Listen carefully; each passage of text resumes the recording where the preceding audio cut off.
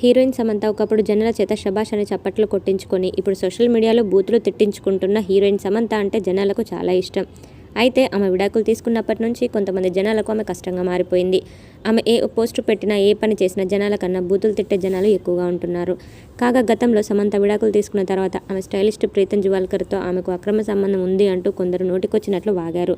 వాళ్ళిద్దరూ ఆ పర్సనల్గా దిగిన ఫొటోస్ను షేర్ చేస్తూ బూతులు మాట్లాడారు. ఆ టైంలో సమంత ఏం మాట్లాడలేదు. కానీ ప్రీతం జువాల్కర్ మాత్రం రెస్పాండ్ అయ్యాడు. సమంత నాకు సిస్టర్ లాంటి, తప్పుడు కామెంట్స్ చేయొద్దు అంటూ చెప్పుకొచ్చారు. అంతేకాదు సమంత మాత్రం తన ఫ్రెండ్స్ వద్ద చాలా హర్ట్ అయినట్లు మాట్లాడిందట. ప్రతి ఒక్కరు ట్రోల్ చేసేవాళ్ళు, మూతి మీద మీసం వచ్చిన ప్రతి ఒక్కడు మగాడేనా, లైఫ్లో సెటిల్ అవ్వకుండా, పేరెంట్స్ని బాగా చూసుకోకుండా, వాళ్ళ విషయాలను పట్టించుకోకుండా నా గురించి ఆలోచించేంత సమయం వాళ్ళు కేటాయిస్తున్నారు, వెధవలు అంటూ ఘాటుగా మాట్లాడిందట. అంతేకాదు ఒకనొక సమయంలో సమంత ఫ్రెండ్ అనుకున్న స్టార్ హీరో కూడా ఆమెకు ప్రీతం జువాల్కర్కి అక్రమ సంబంధం ఉంది అంటూ అభిప్రాయపడ్డారట. దీంతో బాగా హర్ట్ అయిన సమంత అతగాడిని పూర్తిగా దూరం పెట్టేసిందట. అంతేకాదు అతని నెంబర్ని సైతం బ్లాక్ చేసేసిందట.